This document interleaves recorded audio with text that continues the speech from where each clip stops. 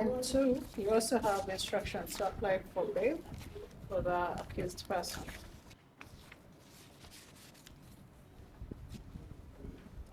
I pray that you order for disclosure. Aboludde oluwawaabirwa babadde baagala kulaba ku mpapula aboludde oluwaabize bagenda okuyimirirako kubanga bagamba nti badde tebannazifuna n'ekirala nti baagala kusaba beyiri eri omuwawaabirwa.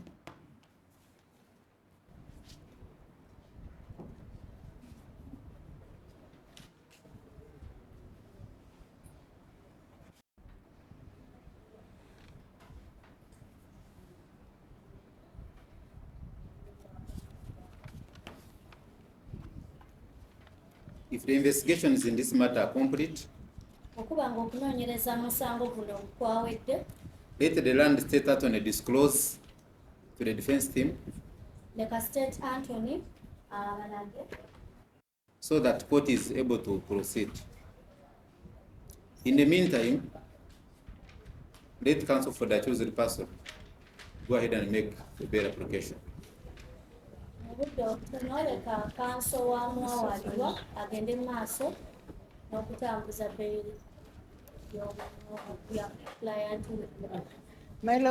Worship, my colleagues are going to take us through the application for bail.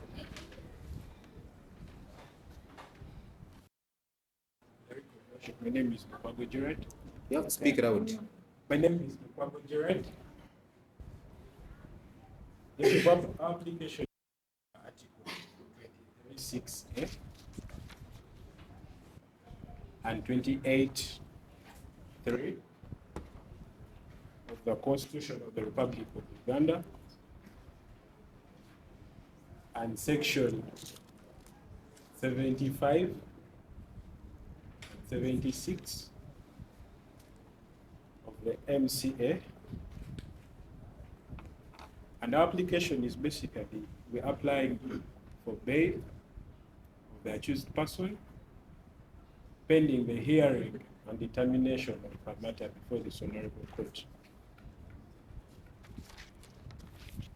The grounds of our application are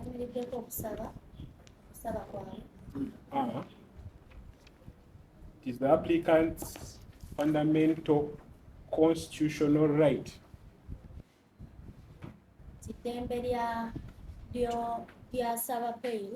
apply for bail for this honorable court.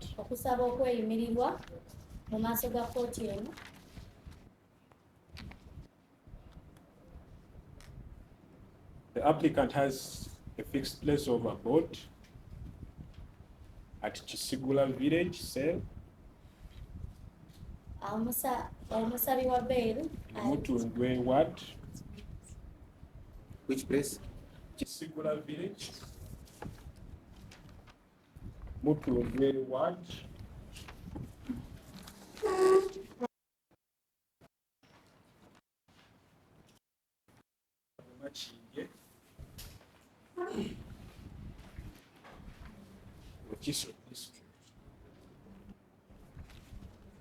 We have presented a copy of the introduction letter to the chairman, introduced the applicant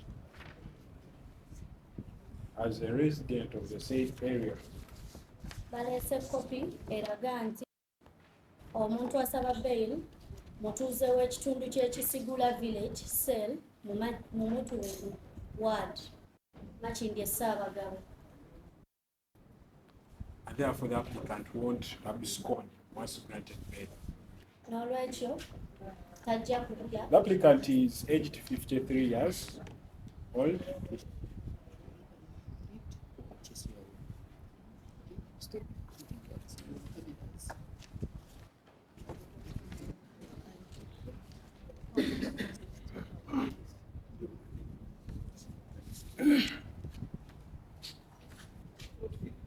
The applicant is charged with the offense of concealing title deeds.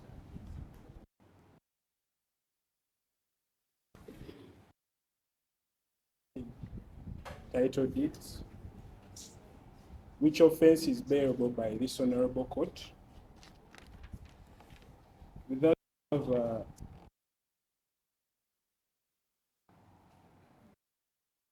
basically today court has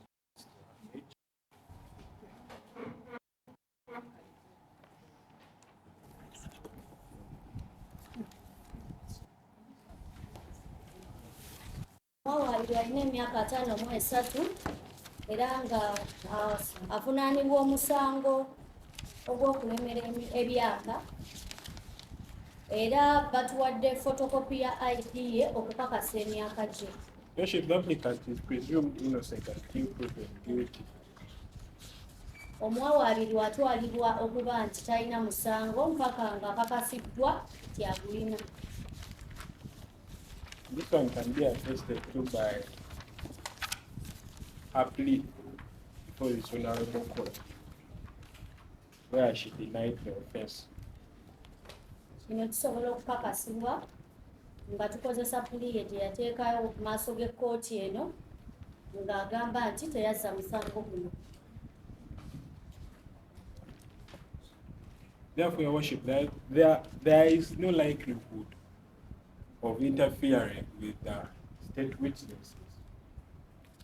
Era tewali nsonga yonna yakuyingirira mu ba witnesses ba state, mu bajulizi ba Even state. having submitted to this court that there are no disclosures that have been availed to us or the applicant.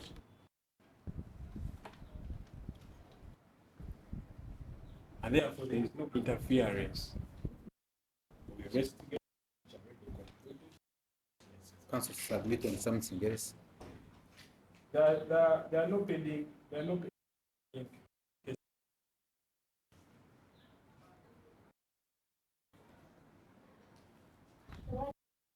Mirala givunaanibwa.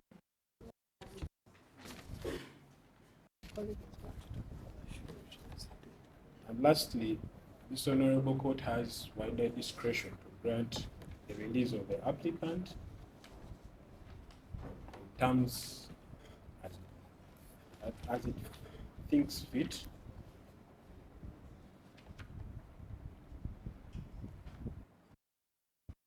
And my colleague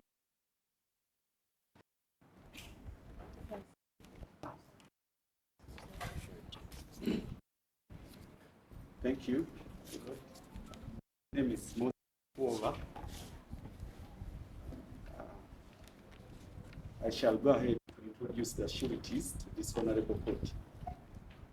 My lord, our first surety is Richard Iragana. Omwanyigiro asooka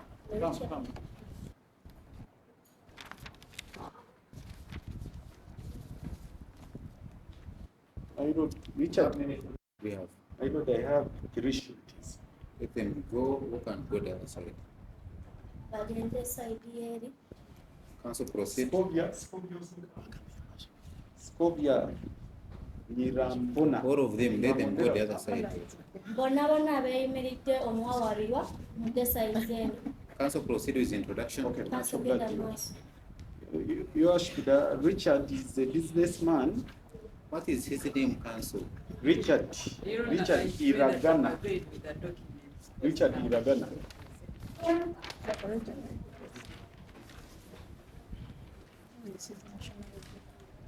Richard who? Iragana.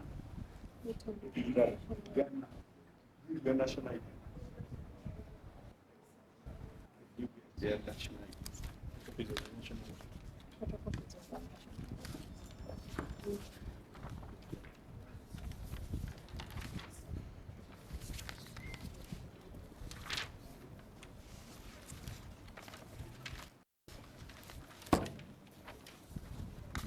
Council, your first surety is Richard Iragana. Iragana. He's a businessman dealing with the people How of old is your surety, Council?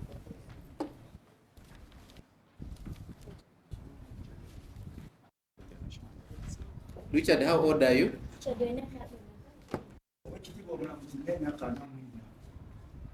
44 years here. So proceed.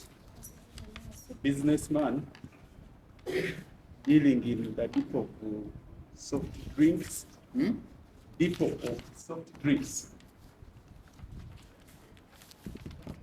The owner, Richard, is a brother-in-law to the accused person. Soft drinks where? Where is the depot? Namungo Bukasa. In Namungo, Namungo Bukasa. Bukasa. Bukasa, Namungo. Where is that? It is in Makindye division. Namuwongo. Namungo Bukasa. Bukasa is a parish. Answer. Yes, your Honor. He's a brother-in-law to the accused person. Your Honor, Richard is introduced by his LC1 letter of his residence, that is Chisigula village, Mutundwe ward, Machingi, Wakiso district. Eyayimiridde asooka ayitibwa mwami Iragana Richard nga mwami munnabyabusuubuzi nga diringira mu dipo y'ebyokunywa mu Kisigula Makindye ng'era abeera muko w'omwawaabirwa.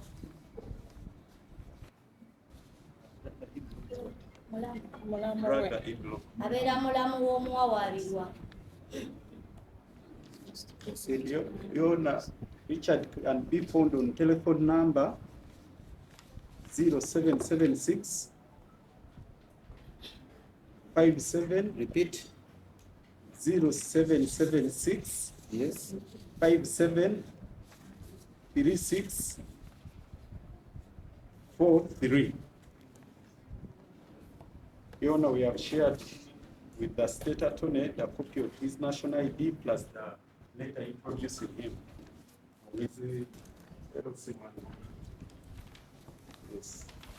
Your Honor, if you may please go ahead and introduce the second surety. The second surety, Your Honor, is Nirambonera Scovia. Nirambonera Scovia.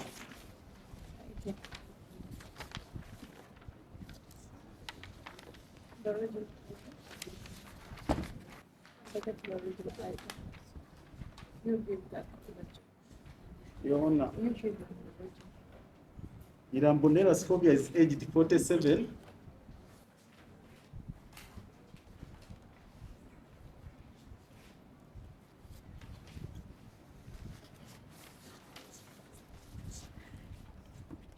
She's aged 47 years.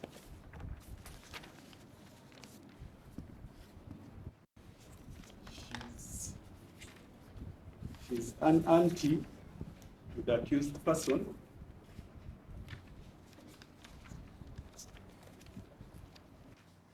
She's introduced by a letter from her LC1 self that we have shared with this honorable court from Kisigula village cell, Mutundwe ward, Wakiso district. Your Honor, Nirambonera is a landlady in Kisigula. She has some rentals.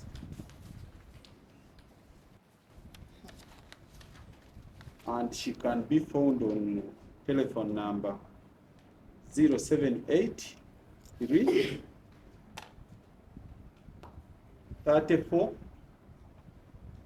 07. 0783 34 40 25. Omuyima owookubiri ye Mukyaala Nirambonera Scovia ng'alina emyaka 47, ssenga w'omuwawaabirwa ate ng'era landiroodi mu kitundu kya Kisigulwa era nga gy'awangaalira mu Mutundwe ward, Wakiso district. If it may please you, Ashba, will go ahead and introduce the number. third telephone number. It is 0783 34, 40, 25.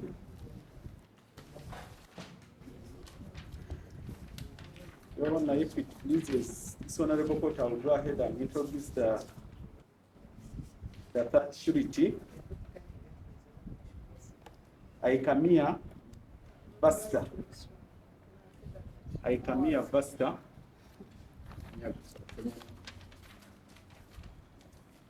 Yona Aikamia Basta is aged 59 years.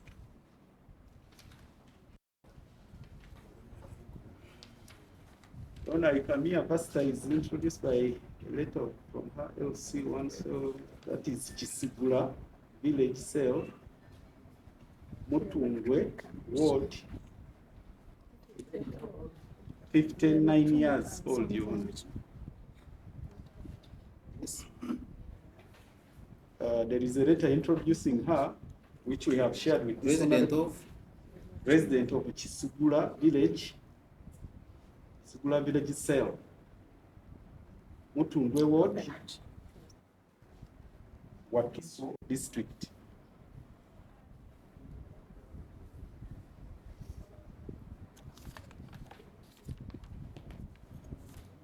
Fiona Esther is a businesswoman, at the same time a farmer. She has a stall in Mutungwe market, and she's a farmer.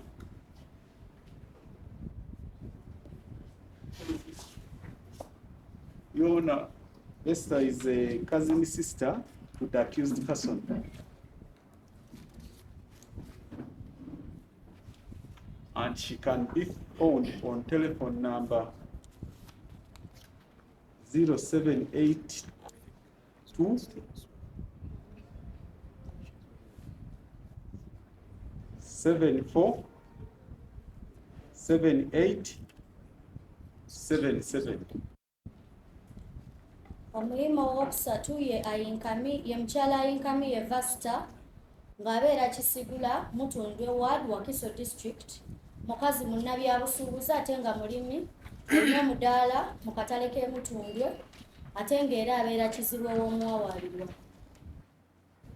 Yona, we pray that this honorable court find the sureties substantial. Basaba nti kkooti eno esanga abayima nga balimu embavu ezeeyimirira. We have explained to them their duties as sureties. Babannyonnyodde. They understood very well. Babannyonnyodde kye balina okukola ng'abayima era bye bategedde obulungi. And as such, we pray that this honorable court is pleased to grant the accused person bail in the most lenient terms, Your Honor. So. Yabadde basaba nti kkooti eno ekkiriza omuwawaabirwa okweyimirirwa. So Sauda, is that all? Yes, Your Honor, with those submissions, Your Honor, we pray that the accused person be granted bail pending the hearing and disposal of the suit against her. Yes, so pray, worship. Era basaba nti omuwawaabirwa aweebwa okweyimirirwa, akkirizibwa okweyimirira nga bwe bawuliriza omusango.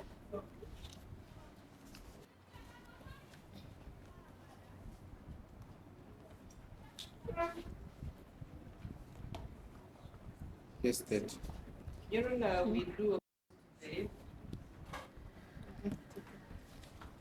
Your Honor, we are relying on section 77 of the MCA and the constitutional bail guidelines of 2022.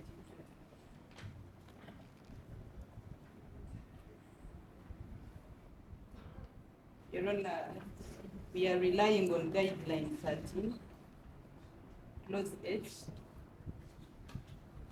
which is to the effect that there is a likelihood of the applicant committing other offences while on bail.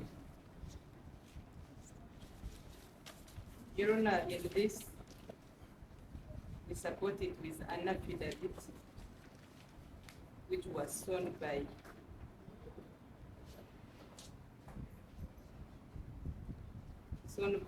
Detective Assistant Superintendent of Police. Detective Assistant Superintendent of Police, Nabutono Eseza. Your Honor, we have served the lawyers.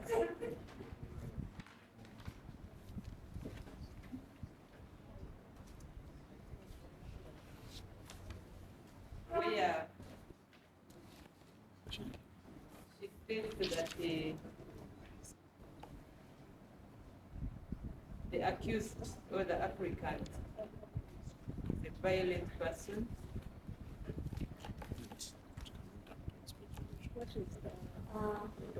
Detective Superintendent wa Police Nabutono Esther yagambye nti omuwawaabirwa ali violent.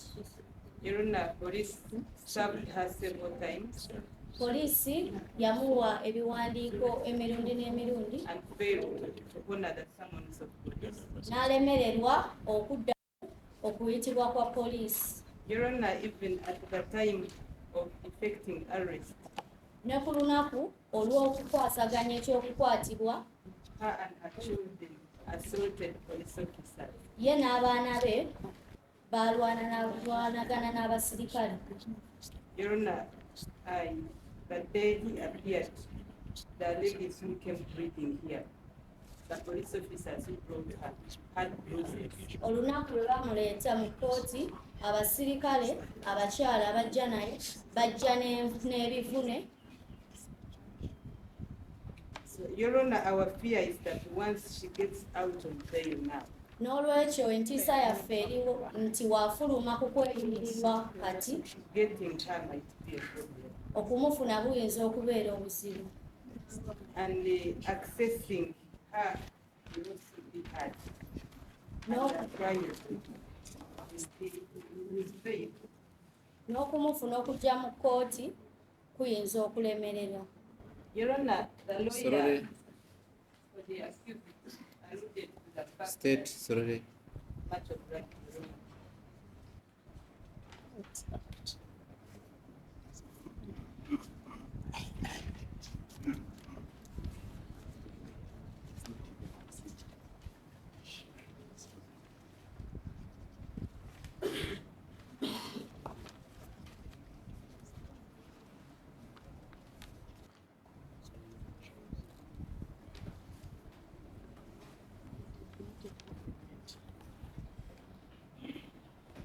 The lawyers alluded to the fact Alluded to that the fact that she is innocent, she's innocent.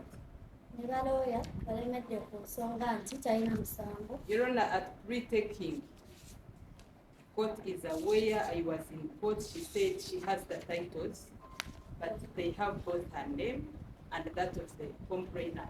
Ku lunaku lwe yabuuzibwa kkooti ekimanyi ne siteeti yaliwo n'akkiriza nti alina ebyapa naye biriko amannya agage n'ag'omuwaabi. Your Honor, the question is, if the complainant's name in is on the title, is it not? Oba The court is they have both names oba ebyapa bireeteddwa mu kkooti as security, okusinziira as nti security for this bail. oba ebyapa bireetebwe mu kkooti nga security oba omusingo gw'okweyimirirwa kuno, Then we can have a fair trial in this matter. awo tufune obwenkanya mu nsonga eno.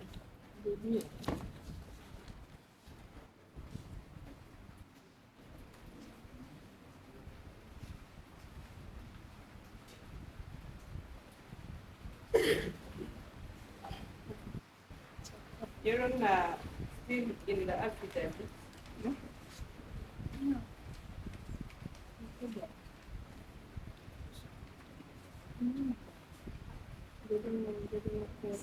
Still in the affidavit, paragraph 7,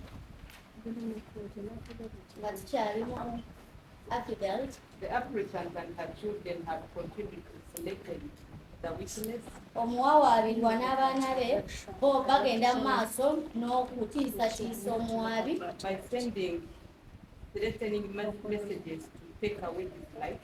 nga bamuweereza obubaka obumutiisatiisa okuggyawo obulamu bwe. The copies of the messages are attached to the application. Era kopi za message ze baweereza ziri attached ku So our fear is that once it's out of date, kati entiisa ya nti waafuluma ku kweyimirirwa likely actions are left. ayinza okutuusaawo bye babadde batiisatiisa. If they lose their life, Tuyinza okufiirwa obulamu. for that reason we pray that they State asaba nti bail emummibwe.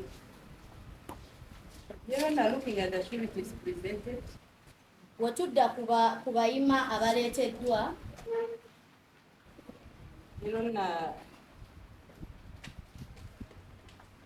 the sureties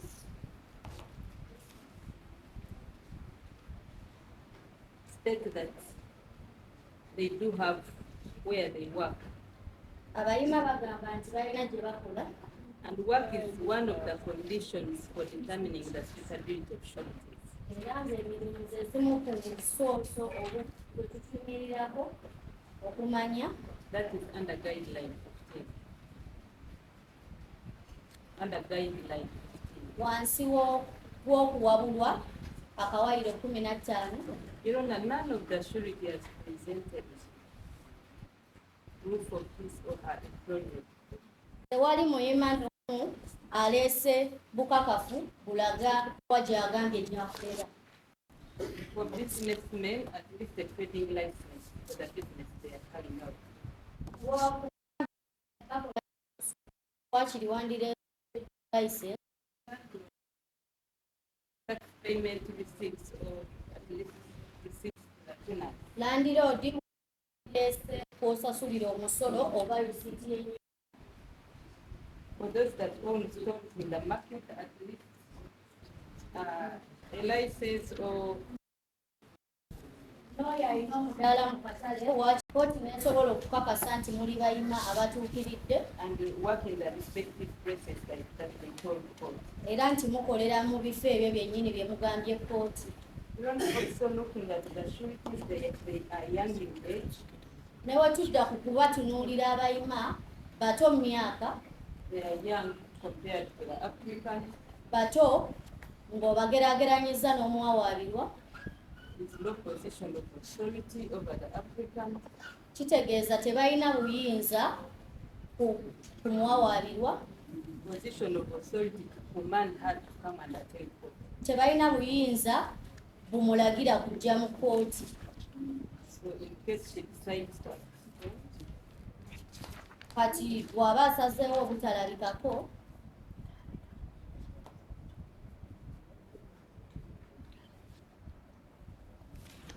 then they lose this case. awo tuyinza okufiirwa omusango guno. Also, we are getting them to be heard. Naddala We don't know where they work. naddala ng'okubafuna kujja bba kusibu kubanga tetumanyi wa gye bakolera. People don't know whether they have the financial capacity to meet the bail bond sum. What is likely to Tetumanyi na kumanya oba balina amaanyi g'ebyenfuna okusisinkana omuwendo gwa beyiro okukooti gw'enaabeetaddewo. This is guided under guideline 16 clause B. Kino kiwabulwa wansi w'okuwabulwa akawaayiro 16. For those reasons, Olw'ensonga ezo pray that they is denied. tusaba nti beyiro oba okweyimirirwa kugaanibwa. The sureties are made to present the substantial documents. Abayima balina okuleeta empapula ezirimu embavu. And also court looks into the issue of the life of the complainant. before Kooti deciding n'etunula ne mu nsonga y'obulamu bw'omuwaabi nga tennasalawo kuwawaabirwa kweyimirirwa.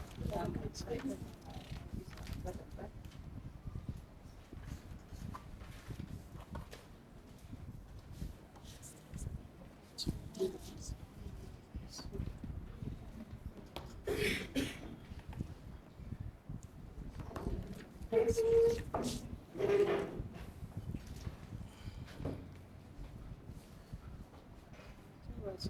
you just watch.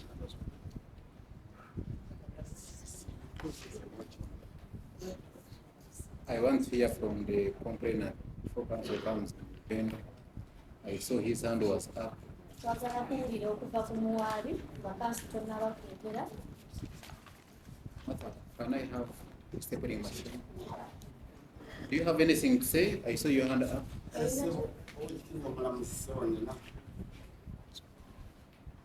Oweekitiibwa omulamuzi ne kooti mwenna,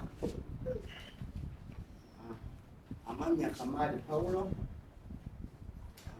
nze nawaabira omukyala wange oyo Verena Wakyeni, naye kansooke ndage kooti nalwala obulwadde bw'ensigo. Zino ze risiti ezisooka soose kuleetako zino eza Norfolk Hospital. Bwena enzikiriza njajja ebikkulira njirage obukakafu, naye siyinza kubitula ng'obufitibwa nga butondagidde, naye mwonzikiriza nga ndaga kooti yonna sente bwemulwadde. Mukyala wange Wakyeni ategeera obulwadde bwange kuba yasooka nanzijanjabako. Nzize nga nzirukidde mu kooti ennyambe kubanga mukyala wange Wakyeni nasooka nengumiikiriza ng'abafumbo nga mpita mu b'eŋŋanda, nga mpita mu b'emikwano, mu bannaddiini n'abasuubuzi, nga njagala batabaganye. Mukyala wange yagaana okuva mu mwezi ogwokuna omwaka oguwedde. Ndi mulwadde, nina ne byendabirira nga ndi mu bulwadde. Mukyala wange Wakyeni tuli bafumbo bennyini. Obufumbo bwa ekereziya n'obufumbo bwa gavumenti. Mr. Kamaali, yes. I wanted you to talk about she wants to apply for bail so that she can attend court from home. What is your view on that? Mwami Kamaali omulamuzi abadde ayagala oyogere ku nsonga nti ayagala kumweyimirira abeere ng'ava waka okujja mu kooti bw'okyogerako ki?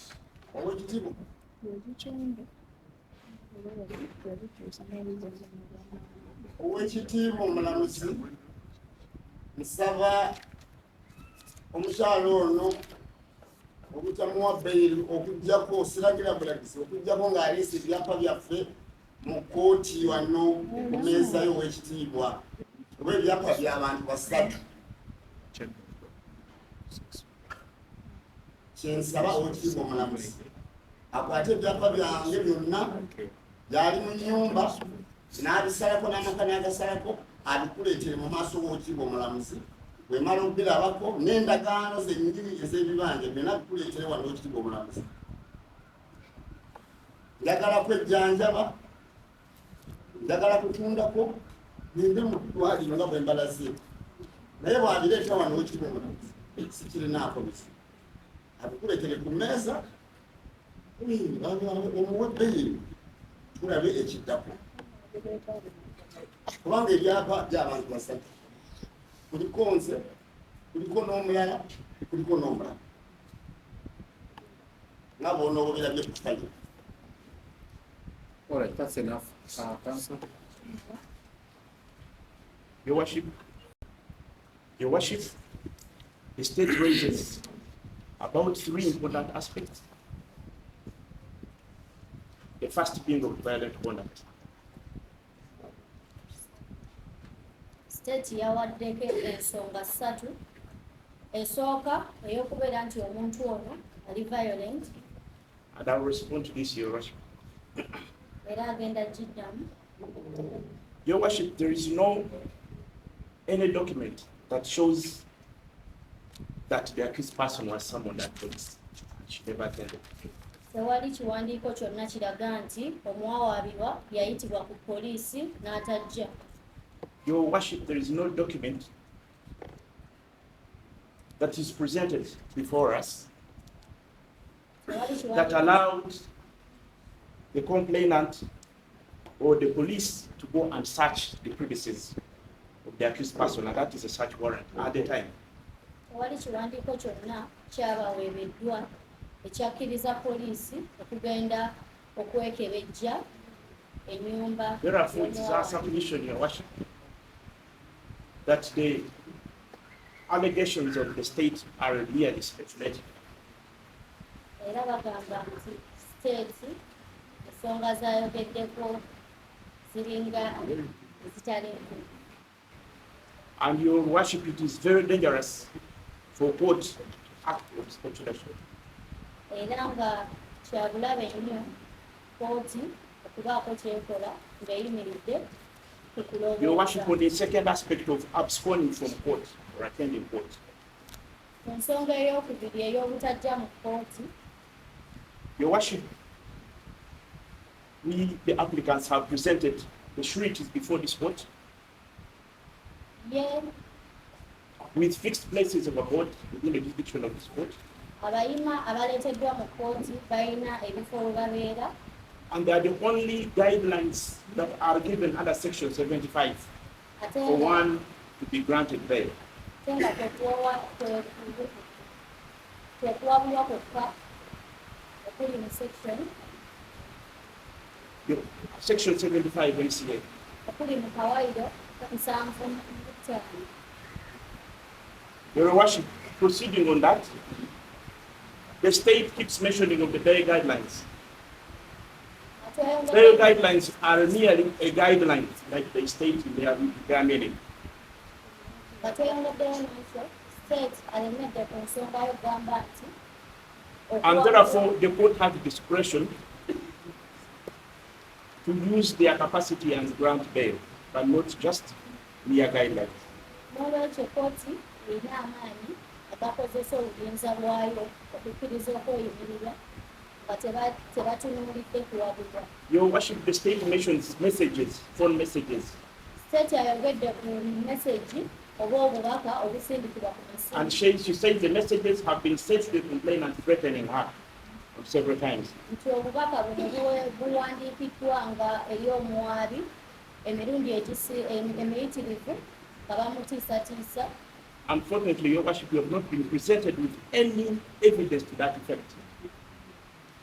Naye bo abawawaabirwa tebalina kintu kyonna oba bukakafu bwonna ku nsonga eyo bwabaweereddwa, And requested for disclosure. I thought that should have been presented. ate nga baasabye okulaba ku ebyo. And further, Your worship, there is no case that has been formally reported to police on the same. Ate nga tewali musango gwonna guloopeddwa ku poliisi ku nsonga eyo. Lastly, Your worship, I'll present the aspect of the age of the sureties to be able to make sure that the accused person comes to court. Okusembayo agenda kwogera ku ky'emyaka kyebagambye nti abayima. The state says that the sureties are very young, State yagambye nti abayima bato nnyo and I do not know what she means by saying they are young. era simanyi kikyategeeza ng'agamba nti bato. Your worship, I'm also wondering whether a 45 and a 59-year-old are young as per the description of the law. Oba omuntu ow'emyaka 59 n'ow'emyaka 47 bato ng'oyimiridde ku mateeka. Therefore, Your worship, we pray that the sureties are considered substantial. N'olwekyo tusaba nti abayima basangibwa nga bambavu, And therefore, court should not be ruled on speculation as per the description of the state. n'olwekyo kooti ereme gendera ku kuteebereza nga state wabadde agambye. Much obliged. My colleague may respond on the affidavit. If you have. Your worship, we have had the opportunity of looking at the affidavit that has been presented by the prosecution. First of all, Your worship, we have a preliminary objection to the affidavit, the admissibility of the affidavit. It is not commissioned as per the Oaths Act. When you look at the signature of the commissioner, there is no name, there is no stamp, there is no evidence that the person commissioned falls under those required to commission under the Oaths Act. Bw'otunuulira affidavit gye batuwadde tewali bujulizi bwonna bulaga nti yasayiningiddwako commissioner. Tekuli linnya. We don't know the name of the person who signed on that document. Tebamanyi linnya lya muntu yasayininze ku kiwandiiko ekyo. And it is a requirement that the Latin words or the name should appear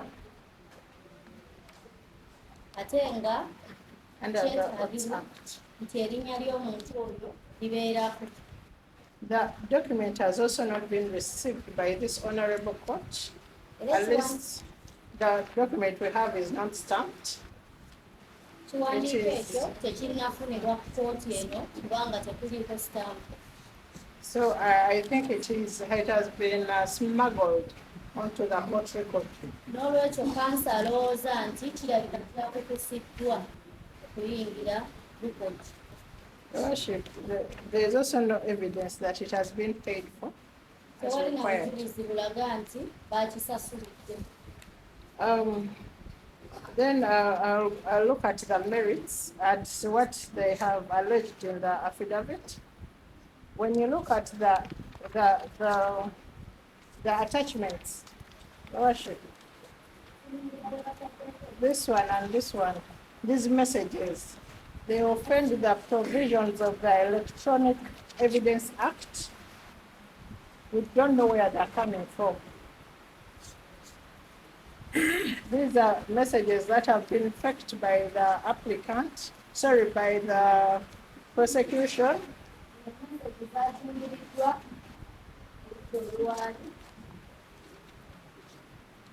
And they don't show which phone number they are coming from and where it is going. Era teziraga nnamba ki ey'essimu gye ziva nawa gye ziraga. The summons alleged to have been attached are not there. Ebiwandiiko ebiyitibwa ebiyita omuwawaabirwa be bagamba nabyo tebiriiko. There is no such report. Tewali ripooti yefaananyirizaako weetyo. So I pray that the affidavit is struck off court record. Era asaba nti affidavit eggyibwako ku court record And it is not considered era ereme when considering giving the applicant bail, the accused person. Your Honor, I've also had the submissions of the prosecution in regard to the offense of concealing titles. The offense is concealing titles, Your Worship, which means the prosecution has to prove beyond reasonable doubt, as per the Constitution, that indeed the accused person concealed these titles. ekitegeeza nti oludda oluwaabi lulina okukakasa okusinga okwemulugunya kwonna nti omuntu ono yabuza ebyakabiri. And the complainant himself has said that the accused person is a registered proprietor on the titles he claims. N'omuwaabi yennyini agambye nti omuwawaabirwa ali muntu omuwawaabirwa ali registered ku kyapa ekyo. Which means Ekitegeeza that nti they still need to prove that maybe the titles are for him alone. balina okukakasa nti ebyapa bibye yekka. For this offense to succeed. But nonetheless, we are not submitting on the strength or weaknesses of the offense. I just wanted to bring That's it why up. I was seeing you taking me Yeah. in that direction. Your Honor, the offense of assault they are talking about, that the accused person assaulted the complainant. Omusango gw'okuba bwe and the boogerako police officers. nti omuwawaabirwa yakuba abasirikale There is no evidence that has been produced tewali bujulizi bwonna by the prosecution. bawawaabirwa.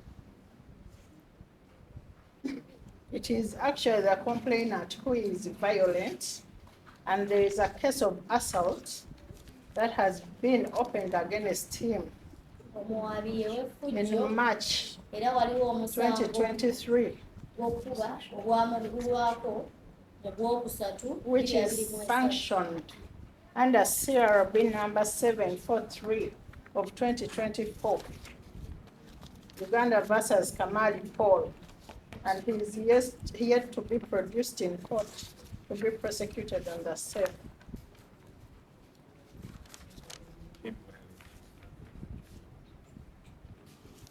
Your Honor, she also talked about the accused person and her children. Criminal liability is individual. Therefore, even if the messages were sent by the children of Kamaali and Verena, those are messages which were not coming from her as the accused person. N'olwekyo message ezo ne ziba nga zaasindikibwa abaana baabwe abaana b'omuwaabi n'omuwawaabirwa tezisobola kutangira muwawaabirwa.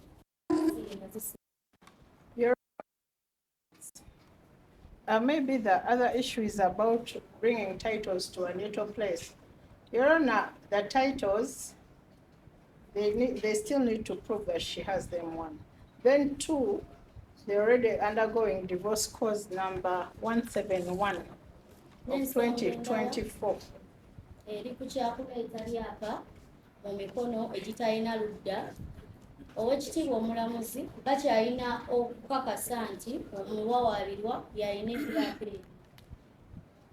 They also undergoing divorce cause 171. Ate nga bakyali mu musango gw'okwawukana. Divorce cause 171 of 2024 before the High Court. Mu kkooti enkulu. And during mediation, two of the titles were surrendered to the complainant to go and get treatment, allegedly. That is block. Era mu kuteeseganya ebyapa bibiri byaweebwa omuwaabi agende afune obujjanjabi. That is block 265 Chadondo. Era nga blooko 256 eri ekyaddondo. Plot 5983. Block 265. Plot 5983. 5983. Was surrendered. From who to who? Was surrendered from the accused person. She was the one keeping them? She was the one keeping it. Then the other one, which is in his name, that one where they share the matrimonial home. That is block 265, plot 7249. 65? Yes. Plot 7249 was also surrendered to him, and he subdivided that land and sold to Mother Care at a price that was not disclosed to the accused person. He was still claiming that he's going to be treated.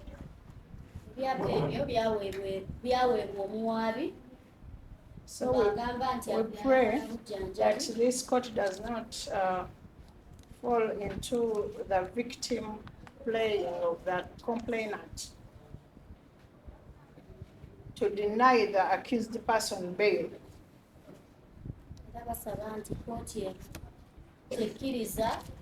Okubuzaabuzibwa kw'omuwaabi okulemesa omuwawaabirwa okweyimirirwa. With that, Your Worship, we pray that the antecedents of bail that have been proved by the accused person, the place of residence of the accused person is known to the complainant and to the police where they got her. Therefore, she has a place of abode within the jurisdiction of this court. Kifo omuwawaabirwa gy'abeera kimanyikiddwa bulungi poliisi and she can be got any time this court wants her to come. era I pray ng'asobola that bail be okufunibwa granted to the accused person pending the hearing of the case era before. ng'asobola okufunirwa Must oblige, obudde George. bwonna kooti eno bw'eyagala n'olwekyo basaba nti okubweyimirirwa kwe tukkirizibwa. Everything has been submitted to court and I will look at it. The affidavit I have, as a court said, the one of counsel doesn't possess a photocopy. So I'll keep on addressing one by one.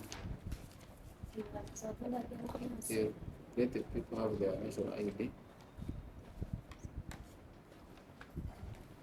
Council served as the lead counsel. Yes. I hear children involved in this matter. Pardon? I hear that children involved in this matter, Yes, Your Worship. meaning they either interested in the case or outcome or something. How come none of them is a surety? How come?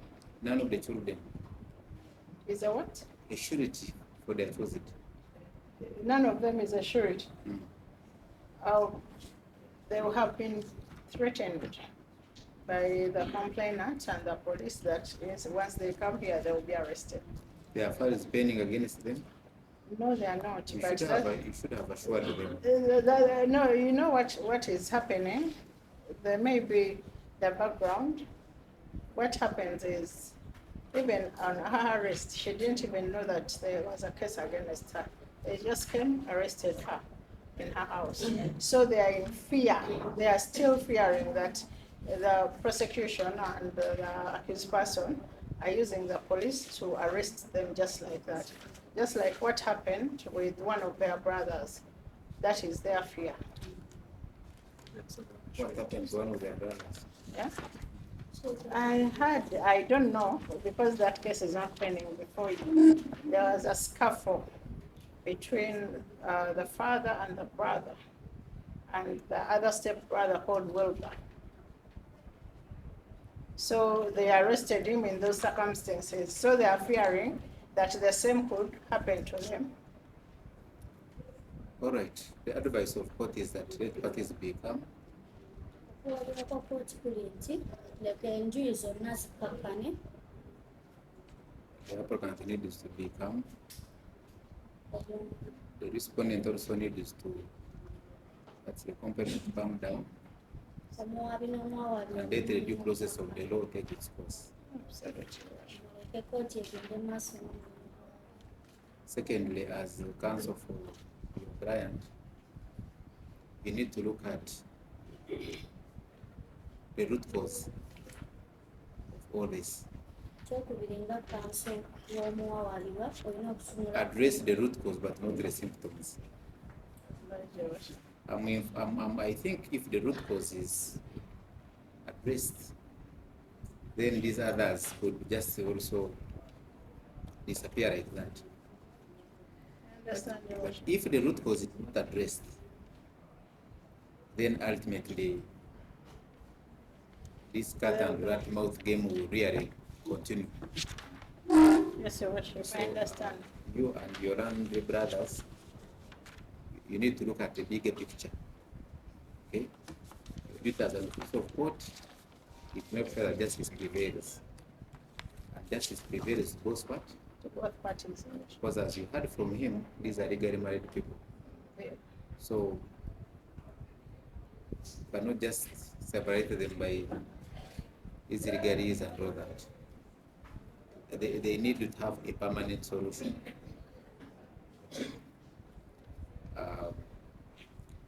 You know how it is done. Yes?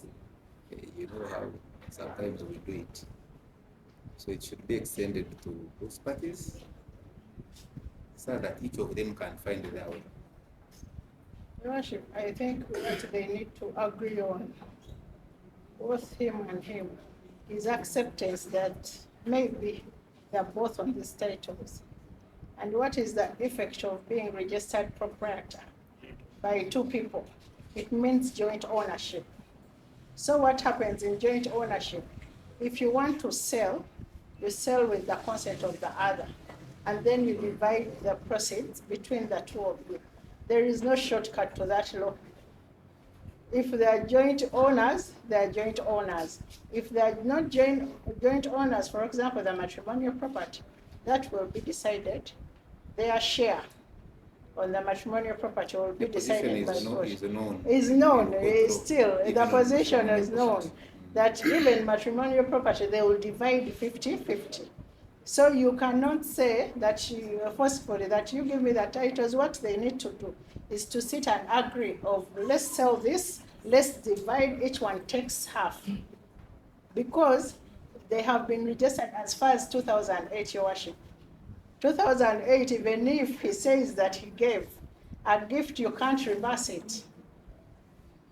A gift cannot be reversed, the recent decisions, and it is complete upon signing the transfer form for registered title. And in this case, even the titles have been transferred. Once they accept their situation, that since they got married and decided to work together and put the things in both their names, they are both entitled to it, I think that can be sorted at that point. I don't think she's claiming that he's not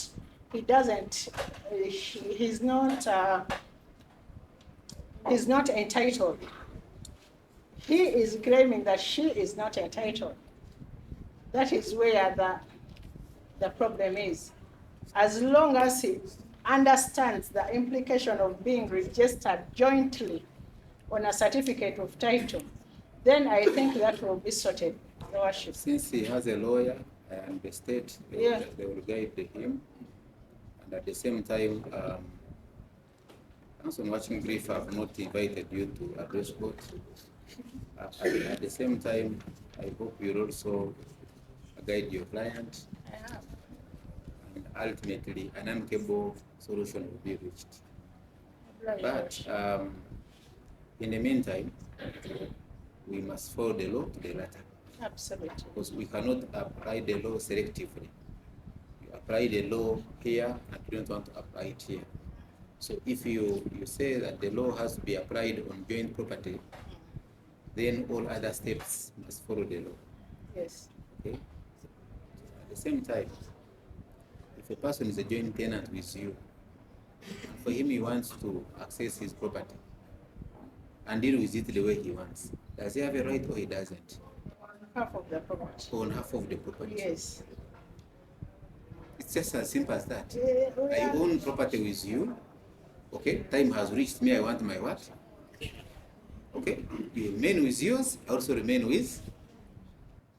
Your Worship, if that is the spirit, that is okay with even my client. Well, this is If being that is not the spirit of wanting to take by force, even denying her share, that is a different story. No, Councillor Sauda, the person speaking is a court of justice.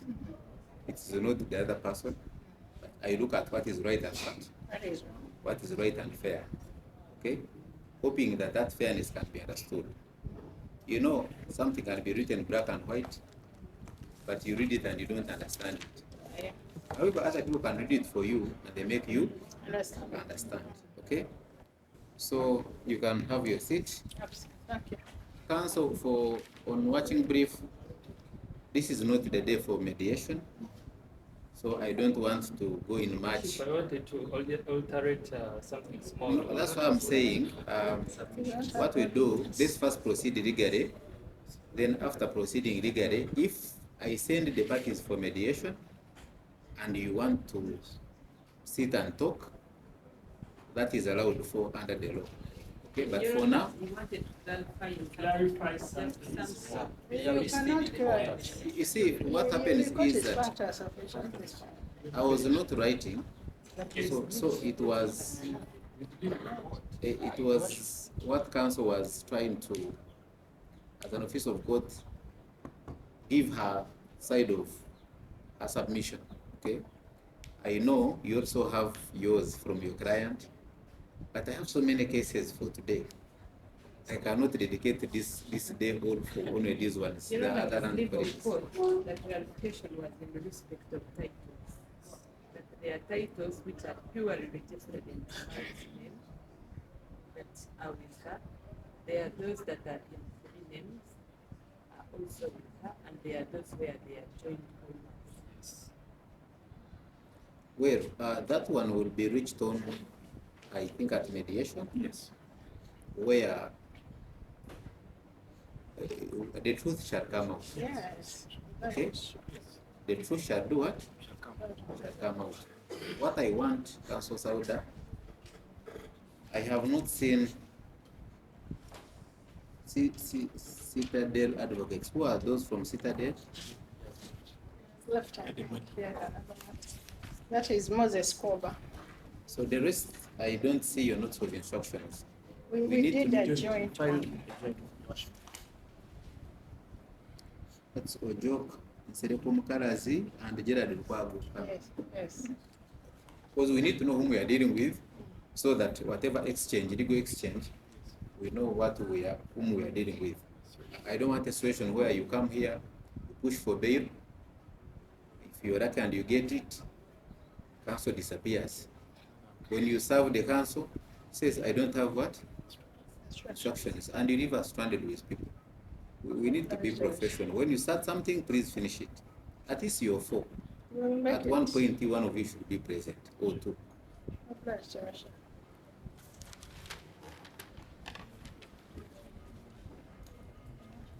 So if I look at your schedule a bit, you have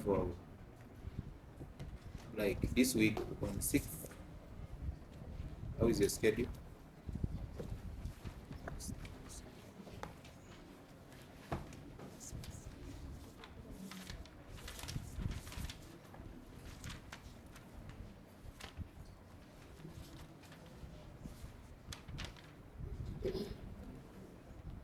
Worship, what time? Dave. It's okay, worship.